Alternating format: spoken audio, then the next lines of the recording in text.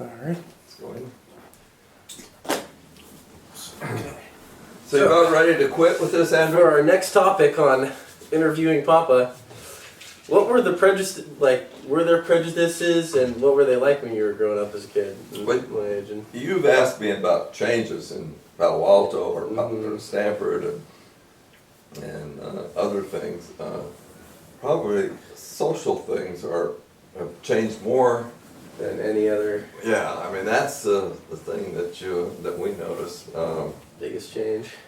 And prejudices can be not only ethnic or gender, religion, all kinds of prejudices. Every kind of social. I grew up. My mother was a Seventh-day Adventist, which is a fundamentalist sort of Protestant religion, and they were very much against the Catholic Church. And so, Really? if my sister dated a Catholic girl, and they were panicked, and in those days, So it was very Catholics and Protestants didn't intermarry very much, you know. Oh man! And so that's a religious thing, you know. And so that's what I sort of grew up with, you know. And I knew about I studied the Bible quite a bit as a kid, and but there was not the.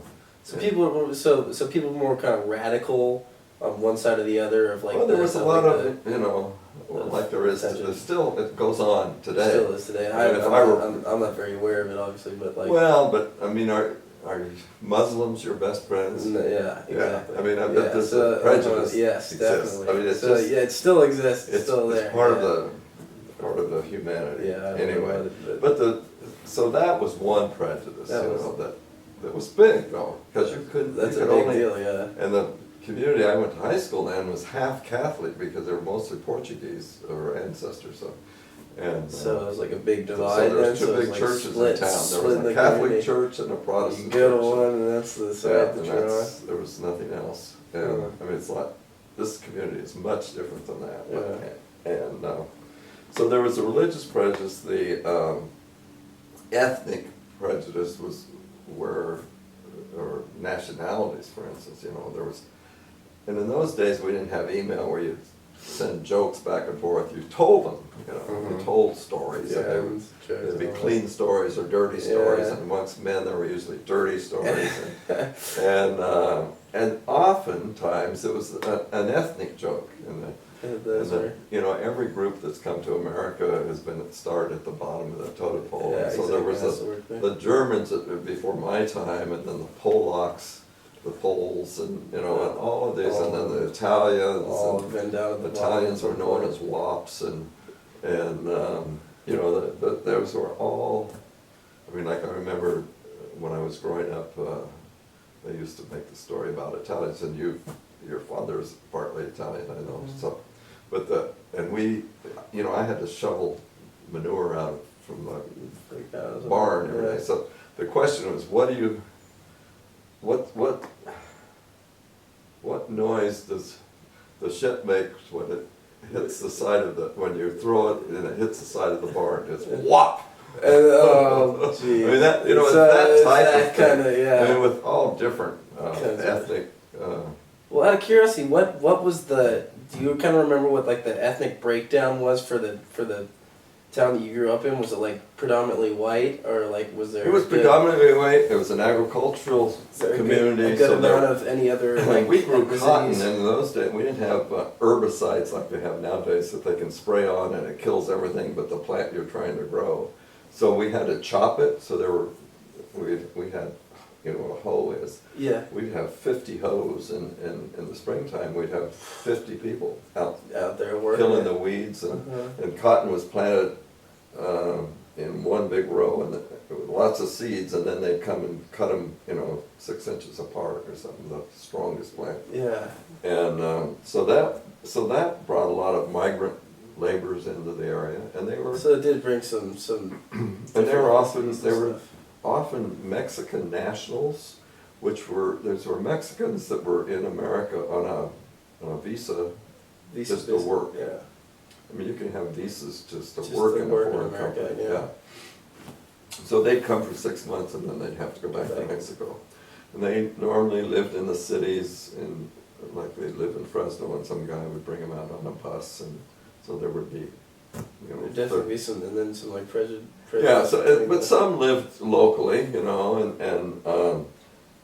were a different social, yeah, totally different social level. And there were some blacks, and we'd have cotton pickers. And during the Second World War, Oakland and the East Bay became they manufactured a lot of ships for the war effort. For the war effort, and Kaiser was the people that did that's how Kaiser Hospital got started. But anyway, it was originally a company like Hewlett Packard, and it's a manufacturing company, and so Kaiser needed employees, and so a lot of people from the South, and the blacks could leave the South and come to California and get jobs in the shipyards. They were called the shipyards. So they so all Oakland, came in. that's how Oakland became populated by black people. And because they were coming and so then, after the war was over, those jobs all disappeared, and so they would come and pick. A lot of them had raised in the South where there was cotton was growing, so they knew how to pick cotton. So they'd come down during the week and pick cotton and make enough money. And so, and anyway, it was so blacks, and they weren't called blacks; they were called niggers. I mean, back in that time. Yeah, and was just the social. My father, until he died, a black person was always called a nigger. And your other great-grandparents, they were called, in South Africa, the name for a nigger is a kafir. Kafir is the word that was used there. It means the same thing as nigger. And your aunt's parents called them Kafirs still there? Yeah, when they were living in Palo Alto, and we used to, our garage apartment, we used to let Stanford football players live there, and there's this Tony Hill who was a great end for Stanford, and he wanted to do something to pay for us. So I said, you can wash the windows, you can reach up higher than I can, because he was a big, tall guy. Was he black? He was black guy, yeah. He was black. And so your great-grandfather and his mother, or father came, and I heard him say to his wife, "There's a coffer out there," and they were all scared, sort of, and because there was still. Oh yeah. Oh man. And the next day, the next year, that was in the summer, and the next spring, Tony Hill got a contract with the Cowboys for, $3 million a year or something. I told my father-in-law, I said, he may be a coffer, but he could buy this house next year, which he. Anyway, he played for the Cowboys for 10 or more years. Oh, wow. But anyway... so did that have any effect on you? Like, how did it affect well, yeah, you? I mean, that's what you were that's what raised up that way. Exactly. Yeah. That's, like, you don't know any other way. Yeah, and so there's... Well, we had one black in the CSF, Timmy. And he's the only one in the... Yeah, in the CSF, the scholarship. Yeah, the scholarship. And we went to San Francisco one year. One year we went to LA, one year we went to San Francisco. We went to San Francisco, we had reservations in a hotel, and we went to check in, and there was a little bit of confusion at the desk, and so on. We were all sort of standing back. Teacher says, well, we're gonna have to go to another hotel.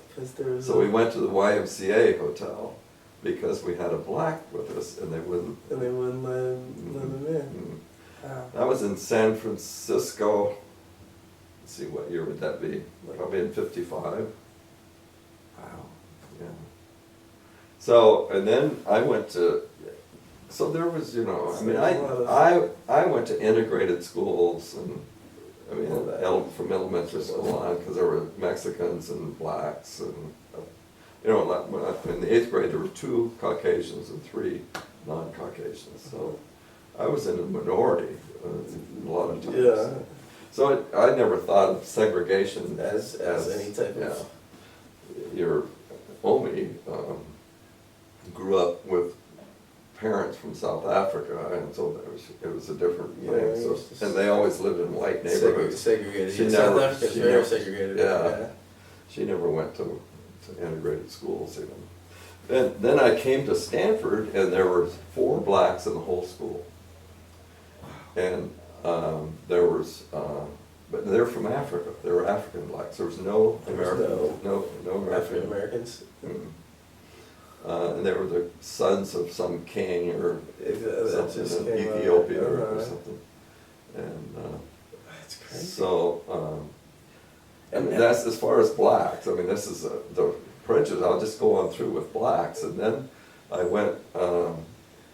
So we weren't integrated with them at all, even in university. So then, did you watch? Did you kind of like see it over the years This up till now? Oh, yeah. Like you can kind of like was it like a pretty noticeable change like as time went by and like Yeah. the integration total like. Yeah, because Like when did it start becoming more of a normal thing to have people be? well, in the '60s is That's where when it really movement- changed. But I'm going to tell you about the basis of all this, or how Yeah, things yeah, were exactly. before the '60s.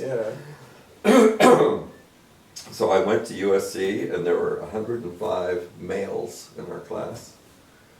There were no blacks, Not a single or one. no Hispanics, or no Asian. Well, there were Asians. There were That was- Asians, but no blacks or Hispanics, nor females. And Mhm. that's another prejudice. Anyway,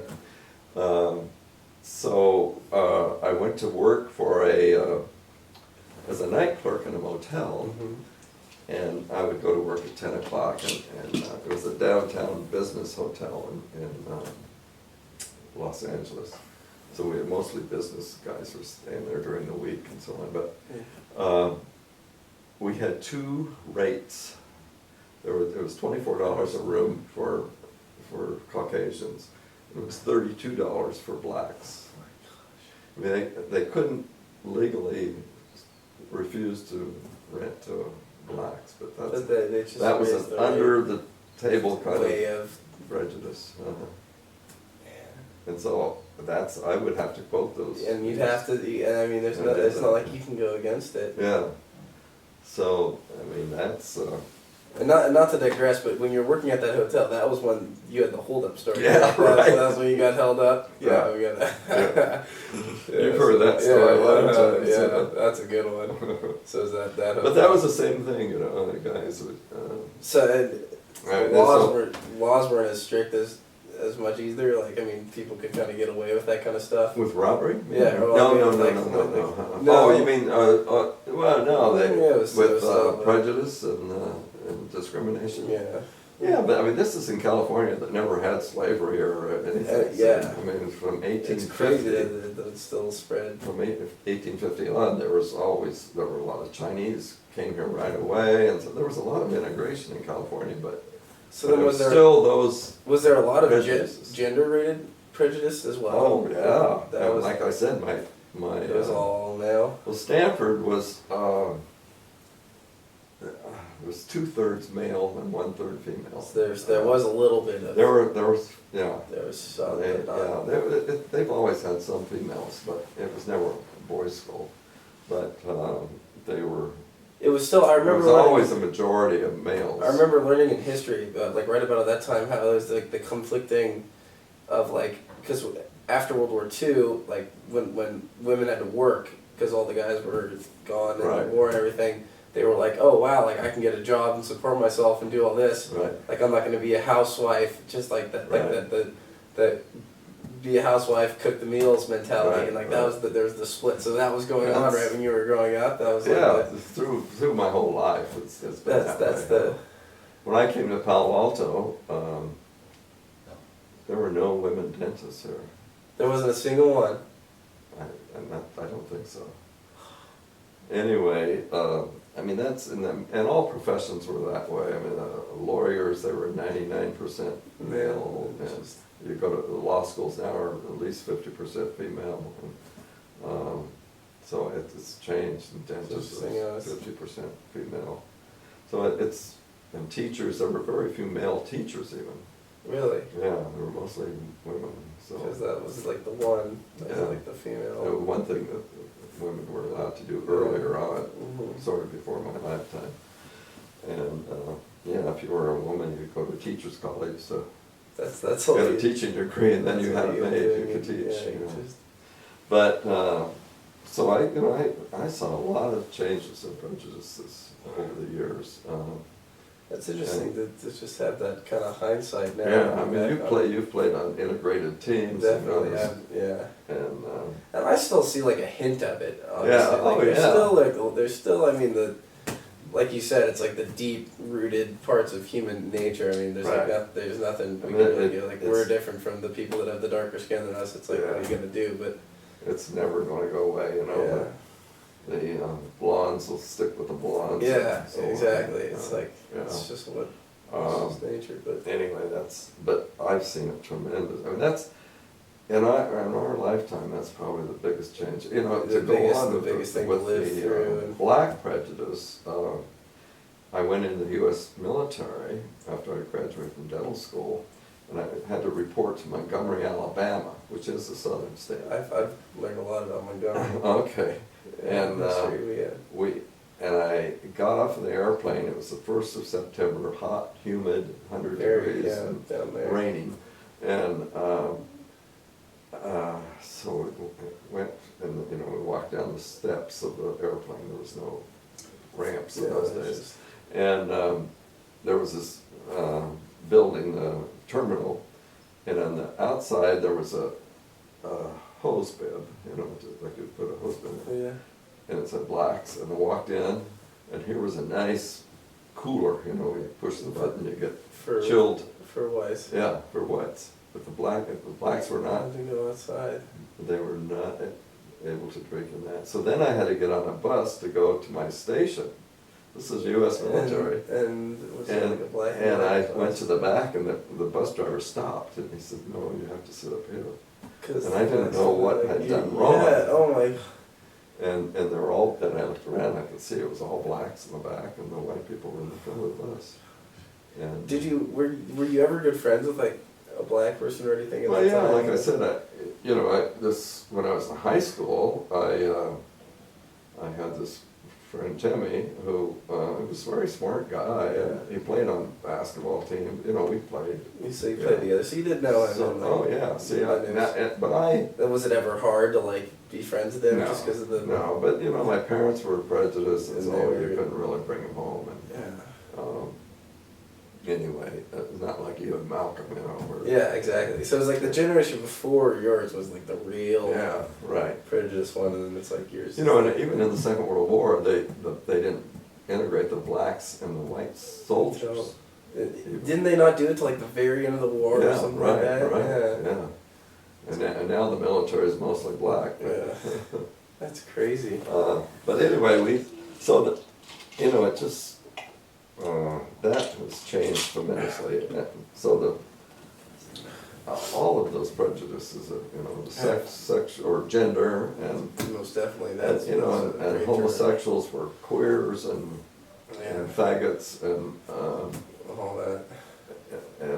the word gay. I remember the first time I heard the word gay.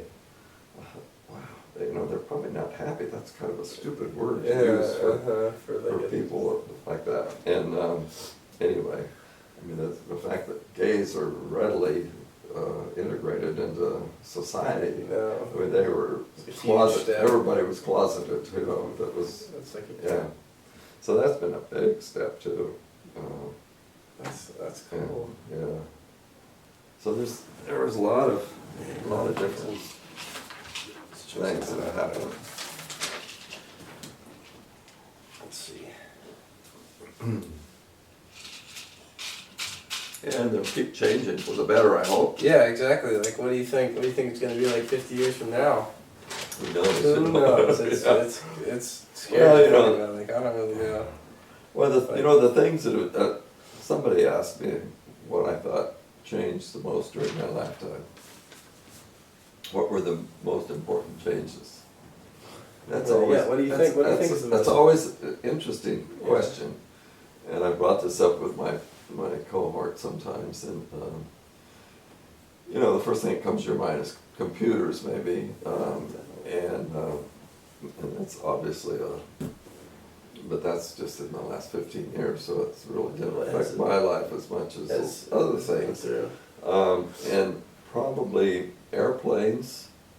Right? When did Yeah, what was it like? What was it? Jet aircraft didn't really come in until the '60s. Do you remember the first time you went on an airplane? Because correct me if I'm wrong. It wasn't it like a much more official, fancy deal. Like if you went on an airplane, you get dressed up. You Oh yeah. have yeah. like the dinners on the plane, all that stuff. Like, I don't know. Do you remember your first I flight? Or do you remember like beginning to? I don't to ride on remember my airplanes, first but- flight. Don't remember, but I remember my parents when I was in high school. They went to Hawaii one time, and they took this DC-3 to Hawaii. And that was like a big. And that's one of those planes that used to go like this with wheels and Yeah. And they dressed up. They had a suit and Yeah, they tie had it, yeah. to go, Much more of And it took 8 hours to get to Hawaii or something. just I to get don't to know. Hawaii, so much slower. Anyway, but I don't remember that. But the fact that the jet plane is so much used, and that's integrated the world a lot. So these prejudices have broken down. I mean, not just in America, but it's worldwide. For these things, when I grew up, there was the U.S. and there was other countries, and there were 10 days by ship away or something. Yeah, it's much more. Yeah, it's very integrated, and of course you have no feeling for that because you live in a very integrated community. And the other thing is different ethnics. Oh, that's another great thing for me to ask you. Like the spread of information. Wow. Like just like So say the Boston killing, the Boston Marathon killings. Like say that it's just interesting how when that happened during a school day, and it was like in the middle of a school day for us, and the Twitter, Facebook, email, Yahoo feed, everybody knew it immediately. Yeah. The second it happens on the other side of the U.S., Yeah. everybody in our community knows it happens. And I mean, when you're growing up, that's the far opposite. Yeah. It's like something could happen on the opposite side of town. You don't even know. Like Yeah.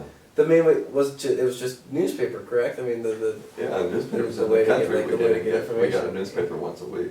and that was like we the listened to way. radio. My mother used to listen to Giants game on the radio. And that was And and like how would you contact your buddy?